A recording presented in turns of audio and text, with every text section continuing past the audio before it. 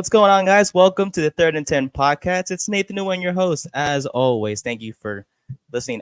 Episode 7 now of the podcast. And as you can see, I'm by myself, but not for the whole episode. We have a special guest for you today. This man is very, very accomplished. He was formerly a coach at St. Thomas Aquinas High School in Fort Lauderdale, Florida. He spent time with notable NFL players, Hall of Famers like Jason Taylor and Sam Madison, both playing for the Miami Dolphins, by the way. He's worked with defensive backs at the University of Florida Atlantic and also the University of Miami.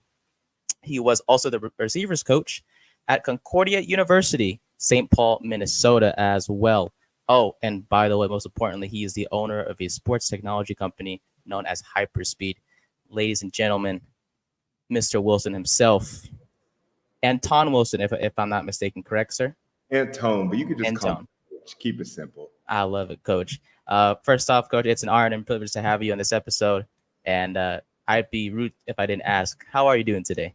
I'm doing fantastic, man. I recently helped some family move out to South Florida, and this is where I spent the early stages of my adult life. So this is home for me, and the weather is great. I just love being around here, man. So I'm really happy. You caught me at a really good time. Yes, sir. We're excited to have you to talk some ball about your, life, career path, I should say as well.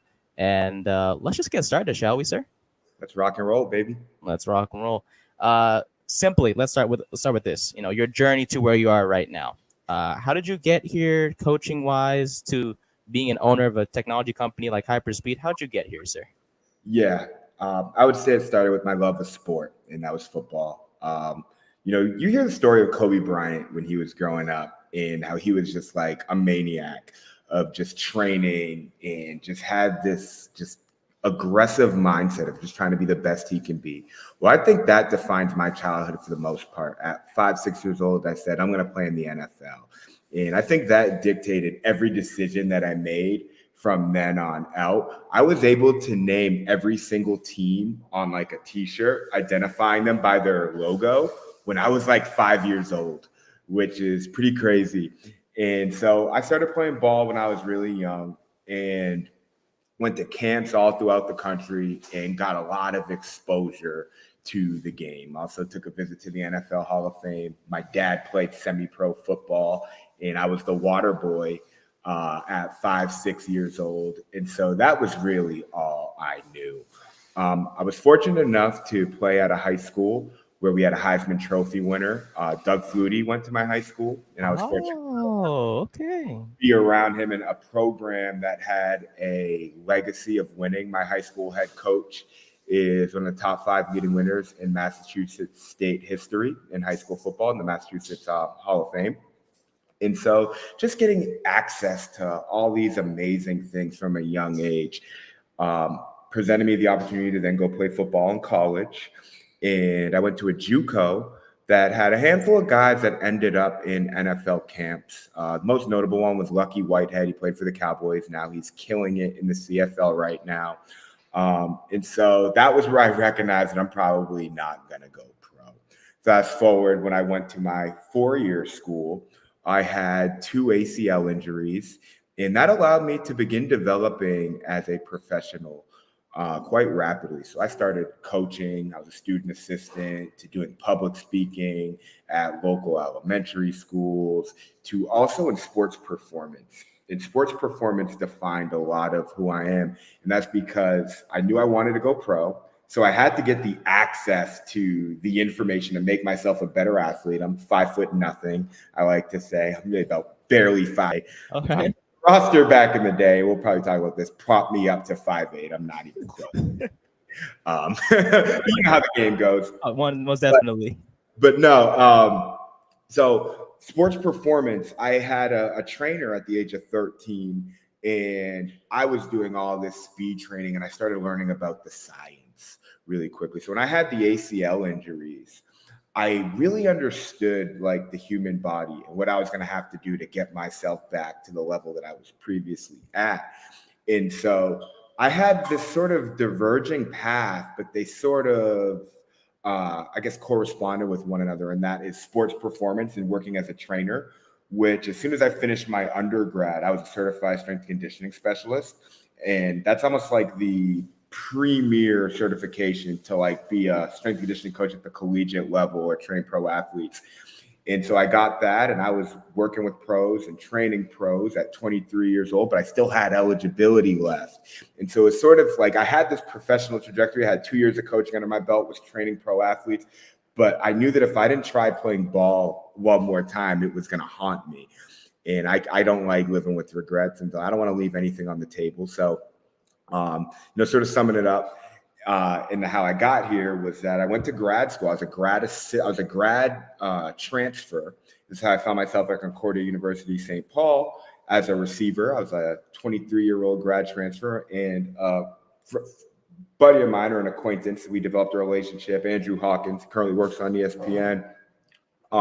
He had told me he was training at the gym I was at, and he was like, hey man, if you go to a school as a grad transfer and you get a little bit of film, you might be able to land a tryout somewhere. It's like, you got the talent. I think you could play. So go there, play a semester, and see what happens if you get some film. Well, things are going well. I was the go-to receiver. I was killing it at camp. I was a real leader, and I'm 23, so I'm like a player coach at this Yeah. Unfortunately, I blew my knee out on the third day of camp for the third time.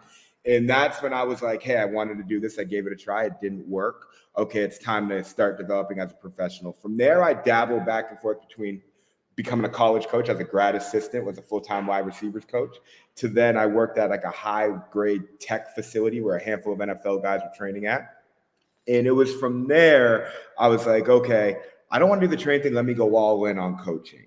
And that's what led me. I went from being a head freshman football coach at a small school in Minnesota to the next year I'm at St. Thomas Aquinas, and I'm a finalist for an internship with the Dolphins. And it wasn't until I'm 25, 26 at this point, and I didn't get that job. And I was a finalist for an internship with the Seahawks the year before. And I had put my heart and soul into ball.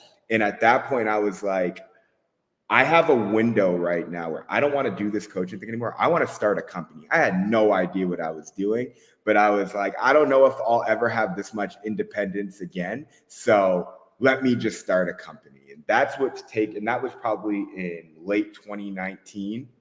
And as we dive forward into this conversation, I'll tell you a little bit about the progression of my company and what we do. But it's been about 4 years now. I always look at life in 4-year increments. 4 years of ideating, learning, taking myself from being, I always say I'm just a dumb football coach, to learning about data and technology, to developing a tool to help people in the space that I am most passionate about. And so it's just been an organic process of trials and tribulations, personal development, and taking something that I'm passionate about and my fundamental skill set and creating the job that didn't exist. It just seems like your love for the game is just there. I think for the both of us, football has been a big part of our lives, especially for yourself from the coaching, going through adversity with the injuries and whatnot, and your love for the game is still there. It's just something that it's just eye popping to not just me, but for a lot of people who are listening and watching, because it's just you've gone through so much, yet you still continue to fight and go through different avenues, and to be where you are right now, it's definitely an accomplishment. I do want to, before we dive into the relationship between technology and the game of football, because let's be honest, Coach, those two have kind of gone a little closer than what we're used to seeing compared to previous years. But you talk about, owning a company, HyperSpeed is what it's called. Could you explain how that all began, per se? Yeah. So I remember training in like 2015, 16, and I wore a heart rate monitor. And it was something I had to put around my chest. And I also had a watch. Okay. And that would be able to detect how many calories I was burning when I worked out. It could also detect how high my heart rate was, which in different zones that I was in, which would identify like the rate of intensity and how hard I was training. And I'd also wear it when I was sleeping. And so it was telling me what my recovery was like, and if I was ready to train again at that same intensity the next day. I was intrigued by that because I was all about trying to get the edge. Now, I worked at a wellness center that had a body composition analyzer called the InBody. And a lot of the listeners at home are probably familiar with that device. And it's just like a high grade medical scale that when you step on it, it can detect like your body fat percentage, your muscle mass, the amount of muscle that you have comparatively in each limb, and identify if there's any asymmetries. I got exposure to that device. And then when the pandemic happened, we got exposed to like remote work and beginning to like digitize various processes. So I was fortunate enough to come across a company called Able based out of Norway, and the founder played Division I soccer here in the States. And he was really passionate about sport and wanted to create just change in that avenue, but more so from the lens of like general health and helping trainers sort of scale their skill set and be able to reach more people. Now, I was a trainer at the time, and so I was an early adopter of the tool. I was just so passionate about it that I wanted to learn more about technology and how I can basically take my skill set and turn it into intellectual property to make myself more accessible to a greater number of people. Because if you're working with like a handful of different clients or a team, you're just, you're handicapped because you can only work with those amount of people, that small number of people, and now your impact is just limited. So I thought that was really unique, and I was presented the opportunity to bring that product to the US market. And so now I was going to different gyms, athletic programs, physical therapists, investors, and just saying, hey, I have this company, this is what it does. And I was fortunate enough, we had about 35 paying customers, which was just a software that coaches would utilize, and they can distribute fitness programs. And then their clients could track their meals, and they can see when their clients either logged a meal or completed a workout. I thought that was really cool. I was like, okay, now we have this element of accountability, because if I train you, that I might work with you for 1 hour a day, 2 or 3 times in a week, but there's 23 other hours in the day and I don't know what you're doing. And I obviously referenced before now the impact of heart rate and sleep and those various things. And I recognized that wearable devices were becoming just like a prominent device that a lot of people utilize. I guess the number is like over 1 billion people worldwide are wearing a wearable in some shape or form. And so trying to connect all those things together to just maximize the user experience of allowing people, or rather assisting people on their health journey to getting in tip-top shape, utilizing all of these tools that were accessible, and recognizing that like, okay, they're going to give us different data outputs. How can I connect this data with artificial intelligence to essentially tell a story about the individual? Now, that was the problem that I had set out to solve. And so I found that it was like a lot more political from the lens in which like we're trying to really like tackle healthcare here, because we're trying to change processes in regards to like the information that's gathered in regards to like the protocol, to allow someone to understand what their health condition is and what they need to do to improve it. That process from meeting the founder of Able to selling the product to realizing that the market didn't really want that product, there was a greater problem at hand, to developing a tool to solve that problem, and just getting rejected and realizing that I was trying to do way too much. Yeah. And the market didn't want it. And so I found myself having to pivot, and then recognizing that this data and these insights would be most suitable for an athlete in sport. And it was an organic process of basically going around the world in a 360 and learning about data and technology and healthcare to realize like, whoa, the answer was right in front of you. And so that's how I segued into technology, which was really just a genuine curiosity of recognizing where the future was going within the industry. 100%. Yeah, it's kind of crazy to think about how much technology has kind of taken over the sports industry. We saw in the beginning with football where tablets were introduced to NFL sidelines and whatnot. That's just a small, example. But we see what with baseball, right, coach, about I know this is mainly about football, but shifting to baseball for just a second, I we was see. going to reference Moneyball too. Like that's where I Yes, was going please. next. Yeah, go ahead and do that, please. Big in the analytics. I'm sorry. Please resume. But yes, I'm totally with you. You can't talk about data analytics, Yeah, its rise in sport without referencing baseball. yeah, because you mentioned Moneyball, and my mind just went. That was like my one of my favorite movies of all time. And just the story of how the Oakland Athletics, who ironically is my favorite team in baseball, they kind of differed from the norm. Like they did things so differently, in terms of not getting the best players per se, but using different numbers, specific data, like batting average and stuff like that to kind of replace the big names that they lost. But I won't dive too much into that. But shifting back to baseball, for the point was how robo umps are slowly kind of taking over the baseball world. And the reason why I bring that up is because, Coach, do you just feel like the whole technology coming to sports is 100% a good thing, or do you feel like it's sort of a negative to an extent? Well, let's look at why the Oakland A's got into this Moneyball model. Yeah, please. Yeah. Okay, desperation leads to innovation. And in baseball, the wealth of the owner and how much an organization is willing to spend is going to determine the quality of players that you're going to get, right? Well, the Oakland A's, they don't have a lot of capital and they were limited at that period of time. They're not historically a winning franchise or a team that has this rich legacy like the Cubs, the Red Sox, the Yankees, the Dodgers. They're Yeah. not one of those teams. So they're going to have to think differently, which I absolutely love. And so it's like we're going to have to dissect, well, what are the metrics or the attributes that are desirable, that are perhaps in like the blind spots of most scouts, in which like these are actually the traits that are helping teams win games amongst players, in saying, okay, like this guy's under recruited and he might not do like the things that everyone sees on paper really well. He might not be the biggest guy, might not have a rocket arm, he might not have this batting percentage, but in this unique situation, he does this very, very well. And how can we now let the data tell us these are players that have high value relative to the way that we want to play?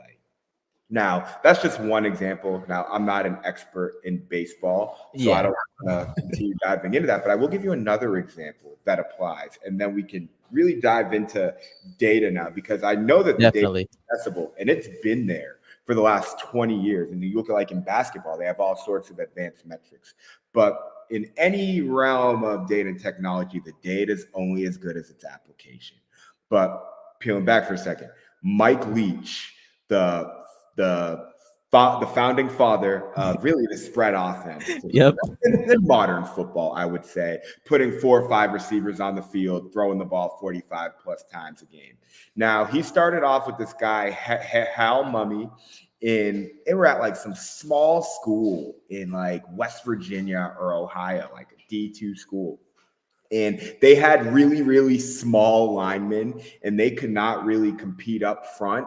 And so they're like, shoot, well, we got a bunch of receivers. Let's just throw the ball, but let's make it even easier. Let's let our receivers begin to adapt their route based on the coverage on the field. So if like they see a zone, they're going to settle in the little hole. If they see man, they're going to convert it upfield. And basically having like 3 to 4 different route concepts in which the receivers can adapt on the fly. And now the game turned into like backyard football for the quarterback. Well, fast forward, they found themselves at Kentucky. Then he went to Oklahoma. Then he got the head coaching job at Texas Tech. And there were a handful of players that dominated in that system in the early 2000s. Then Mike Leach and the air raid and all his coaches that played underneath him started getting head coaching jobs. And now every high school in Texas now runs that offense, which created a whole bunch of quarterbacks. And we see Lincoln Riley and what he's doing. So now the influence of one guy, Mike Leach, has totally revolutionized the way the sport of football is played, in which now quarterbacks are all dual threats and they sit there and sling the ball. And it really just started because at the small school that he was at, he had no linemen and couldn't run the traditional 2-back set and play power football the way everyone used to play it. And everyone just followed the trend. Fascinating how quickly trends spread and how just the the sheer need of thinking differently about a problem led to a revolution. Well, now in data, right, with data analytics in sport, it's like, okay, we know that this data is there, but what are we going to do with it? Now you Yeah. have pro football focus, and like in basketball, you have like the analytics craze, like the Houston Rockets were the first. And I've written about this quite a bit. We're like, we're not going to shoot mid-range jumpers. We're just going to go for layups and three-pointers. This is not an efficient shot. Well, this is going to transform the type of players that we get, what we're going to define as a good shot. And now we need to find the right coach that has the knowledge of this system to implement this with the right set of players. Now, some people are all for it, and it's really like an organization's adoption as a whole. You need all hands on deck. You can't be like kind of in here. However, it's difficult to get the players to buy into the numbers because it's like players are like, I'm instinctual. I do things as I see and as I feel.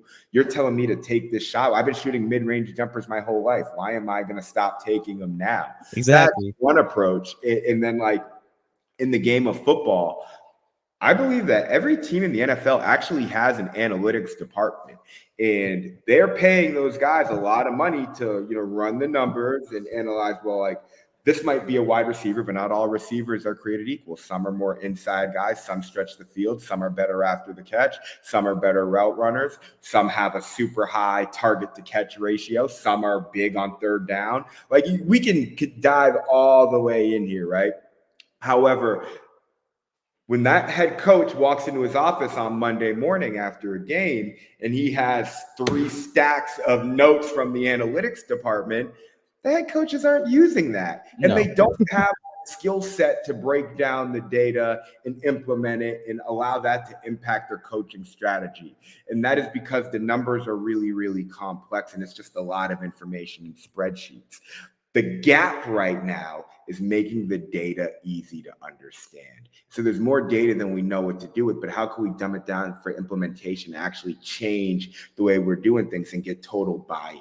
And that's the gap that's, I guess you could say, the junction in the road that we're at right now. 100%. Yeah, I mean, you mentioned analytics, and basketball has they're still using it a lot. All 30 teams in the NBA are using analytics to an extent. You mentioned it started with Houston, and that's how the whole James Harden craze came about with his 3-point shooting and his scoring outbursts. And like you mentioned, analytics are still being used today in the NBA.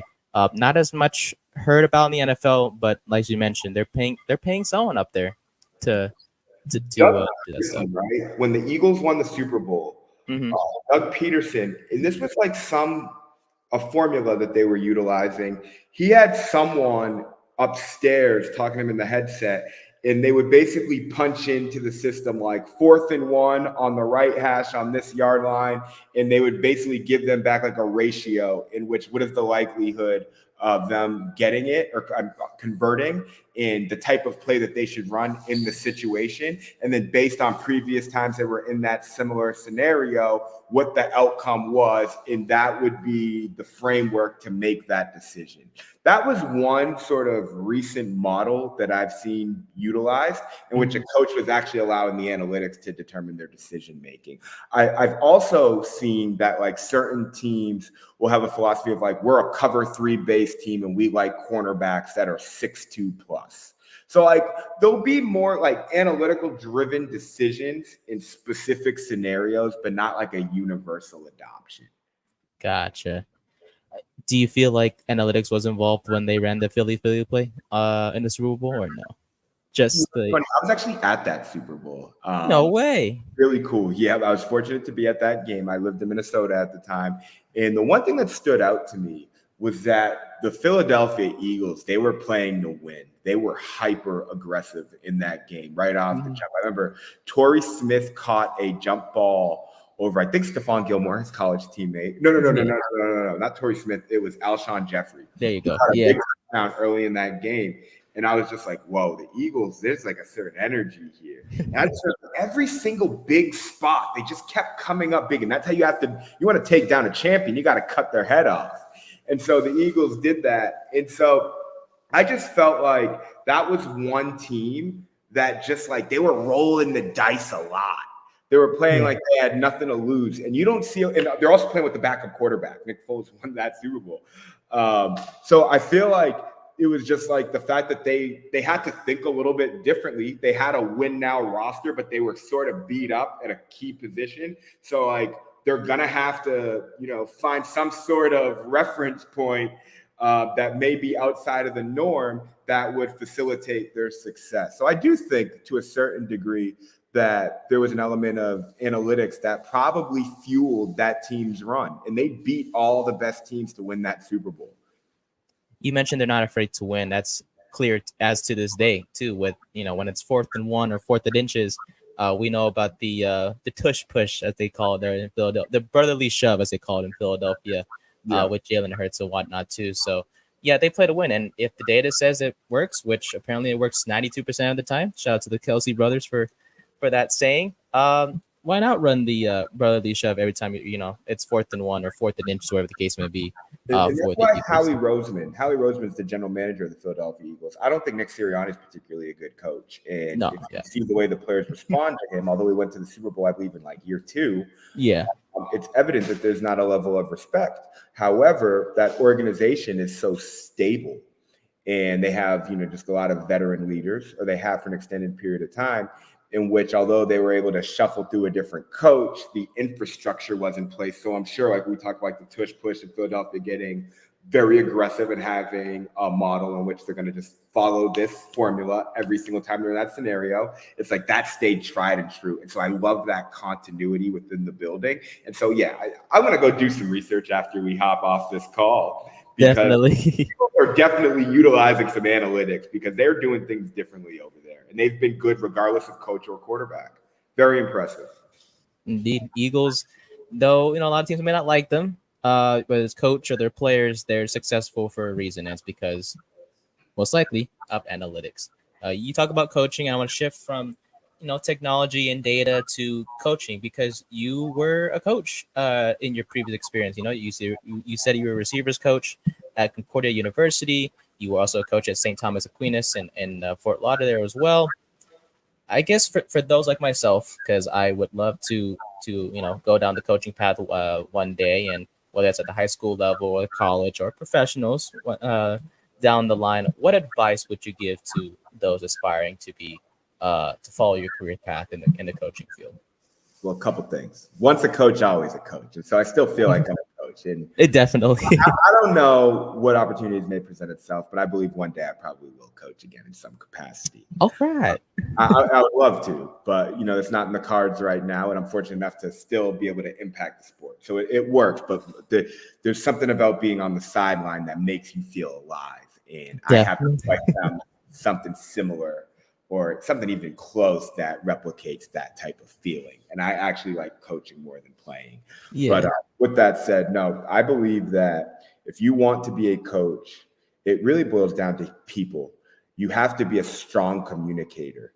You have to get to the root of understanding what drives different people. What are their motives? What are they trying to achieve? And if you can communicate and get people to trust you, you're going to be able to coach them and get them to perform at a high level. So people must always come first within the realm of coaching. And it was like life experience and moving around different places and going through different things that allowed me to really hone back in the world of sport, in which like those relationships were really all that mattered. Now, most coaches get into it for their love of scheme, and the X's and O's really don't matter. At the end of the day, it's really just about how well your guys execute. And so you have to be a teacher first and foremost. More often than not, at like the high school level, you tend to be a teacher that works in the building, and then you coach as the secondary thing. As I've gotten older, I've become more of a teacher. I currently teach at a university. I've taught at some public and private schools. I love being in a classroom setting. I love to teach why we're doing what we're doing. And so there's an element of, it's one thing to know the scheme, but you got to say why. And so that's incredibly important, but you also got to be willing to suffer. And I say that because you're not going to make a lot of money. Yeah. If you really get into it, you're going to travel quite a bit. And it might be good for 3 or 4 years, but as you get a little older, you might get a little lonely, and now you need a partner. And so now you got to go convince, your spouse, you got to get a woman to marry, and then you got to get Exactly.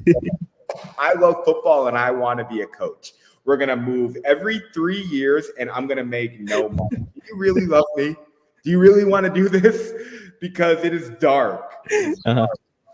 But if you're willing to make the sacrifice and you continuously learn and you're relentless in not just developing relationships, but networking and putting yourself out there, going on footballscoop.com every year and then going to the coaches convention, which is after the national championship every year, and putting your name out there, you're going to find opportunities. There are a lot of job opportunities, and then be able to dabble between high school, college.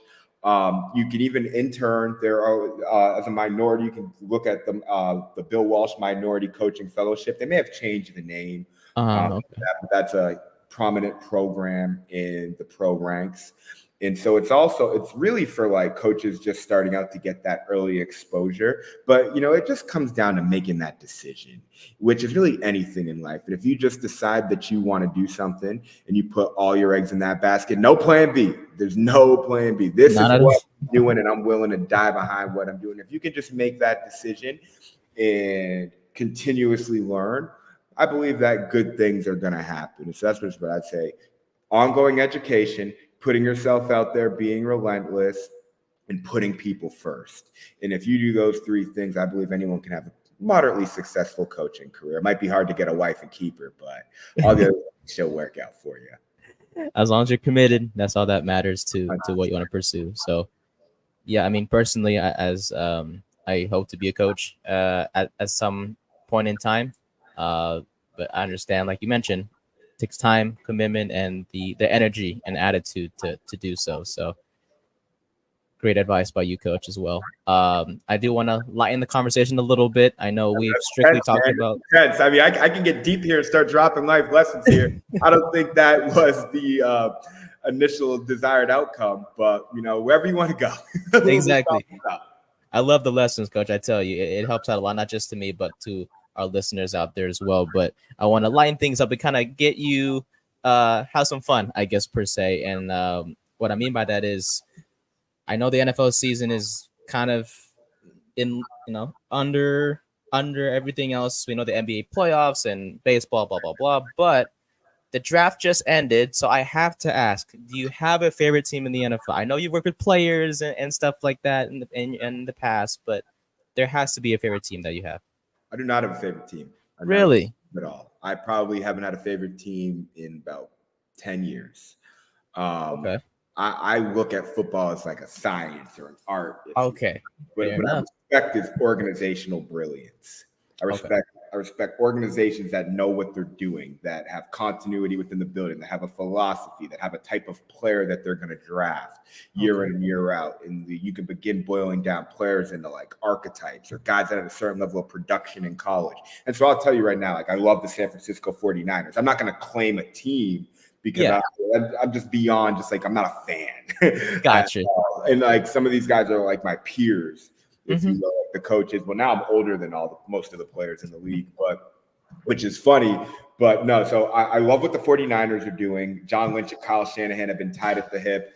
Obviously, they whiffed on Trey Lance, but that's probably the only loss that they've taken. It doesn't matter who you put at quarterback. Kyle Shanahan in positionless football, the way that they're utilizing their personnel and just they are hitting on every player. They're just doing awesome things. Their commitment to the front, the D-line, the front seven has been phenomenal throughout the last like decade or so since Shanahan's been there. And they're going to get a big one at some point. Love what they're doing. Love Sean McVay. The fact I thought last season was so impressive. He's lost all his assistant coaches. They traded all their draft picks. He's essentially turned over an entirely new roster, and he's just still got new guys emerging in that system.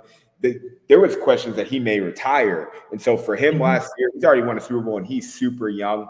He has nothing to prove, and he's out here still coaching like it's his first year again, and the Rams are still competitive. So that's just remarkable, admirable to say the least. Mike McDaniels, and you see a trend here with these younger guys. I see.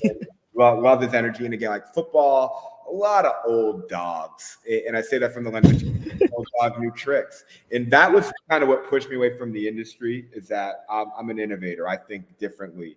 I could tell you about 3 or 4 different ways to actually play the sport of football that no one's even looking at, and utilizing motion in the splits of the O line, or coming down with just 2 down linemen on defense, 2 linebackers, and putting a whole bunch of DBs on the field, which there are teams in college football doing that. Iowa State and Matt Campbell. I love Matt Campbell at Iowa State. Iowa State has had a lot of really good players come out throughout the years. No surprise to me that Brock Purdy was good, might I add. But, focusing more on the NFL game, those are probably the 3 or 4 coaches. Obviously, Andy Reid, offensive mastermind. 100%. For sure, no doubt about that. But no, I would say that those are the teams. I can't think of anyone off the bat. I'm not going to sit here and reach for you, Yeah. But those are the teams that stand out to me as doing things differently and having the Baltimore Ravens. There you go. Ravens. Smash mouth defense. It's almost like one thing my dad and I, we talk about this a lot, like the sociology of the construction of a football team, in which like Pittsburgh, blue collar, just like tradition, their roster sort of like embodies the culture of the city. Same with like New England, Bill Belichick, very analytical, he's academic, okay, kind of like team above all. And that's sort of like the philosophy in New England. Baltimore, just a hard city, it's gritty. Baltimore always plays good defense. They have a quarterback who's sort of like the outlier.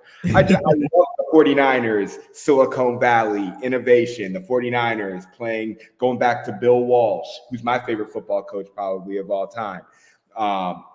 You got to see these trends where it's almost like that city and the culture will actually determine the scheme and the identity of the team. Those are those things, between the lines, no pun intended, that reveal why teams are the way that they are. So that's how I look at sport. Very, very different from the actual fan, but like I'm really invested in like looking at like why teams are good. I want insights. Yeah, it's a unique perspective. Like, as the average fan, it's like, oh, wins and losses, and oh yeah, this player is good, is better than the other person. But when you look at it from your perspective, it's a different yet refreshing way of looking at the sports world. And you mentioned the Rams and the Niners, both teams in the NFC West, but they have great coaches in Shanahan and McVay respectively. We know about the Ravens and what they do over there in Baltimore. And then the young coach Mike McDaniel over there in Miami doing his thing with the Dolphins. And let's be honest, they use a lot of speed over there, coach. I tell you, not to compare, not to reference hyperspeed and the speed of the Dolphins, but they're pretty fast over there. I tell you, coach, with Tyreek Hill and Raheem Mostert, those guys are running like 20, 21 miles per hour. That's data for you if I ever see. For sure. They've collapsed in December, January, the last 2 years in a row, and we're beginning to see a little bit of a trend. They probably got to be a little bit better defensively, and I don't know if Tua's in that Dak Prescott realm in which talented quarterback, doesn't really make a lot of mistakes per se, but I just don't know if he has what it takes to be a championship caliber quarterback. And so that's what I think the missing link may be right now. But I don't know. I need another year to analyze what they're doing to then give you the full prognosis. We'll see what the data says, Coach, a year from now, with not just Tua, but all the players in the NFL and what the teams will be doing heading into 2024. Coach, it's been a pleasure having you on the show. Again, it was an honor and privilege to have to talk to you and just see a different perspective when it comes to football and just sports as a whole with the data analytics and technology and all that stuff. So before you go, I do want to ask, where can people find you, whether it's social media or stuff like that? Yeah, for sure. Twitter, X, Antone G. Wilson, whatever you want to call it. On Instagram, HyperSpeed Sports. I'm going to be deactivating my personal Instagram here shortly. I don't really want to use the platform. So HyperSpeed Sports. I'm on LinkedIn, Antone G. Wilson. YouTube, Antone G. Wilson as well. Any other platforms? I'm on no Facebook yet, and then I write quite a bit on Medium. That's almost like my open forum to the public. I'm currently writing a book talking about my journey and some of the Okay. things I discussed, kind of how I went from football coach to tech founder to just the life experience that I've had, because it's been quite a journey. And then obviously our website, which is hyperspeed-usa.com. And I have a podcast called The Performance Pulse, and that is on every platform as well. The key thing right now, which I would, appreciate the most support, would be on our Instagram, HyperSpeed Sports. And that's going to be our prominent platform in which we're just sharing our journey, because we're going to be working with a lot of different athletic programs throughout the country in the upcoming weeks. And it's really exciting. So Antone G. Wilson, Hyperspeed, those are the main names. And if you search that, some stuff will come up. Sounds good. Coach Wilson, owner of HyperSpeed Performance Technologies, a former college football coach. He's worked with many NFL players, and it's been a pleasure, Coach. So thank you for your time here on the podcast. Thank you guys for watching and listening to us here on the Third and 10 podcast. We'll be back with you on Monday to talk more NFL. And check out Antone G. Wilson and Hyperspeed on social media. And I'll be looking out for your book, Coach. I tell you that much right now. So you got a loyal fan right here for you. I appreciate it. Thank you, Coach. Thank you.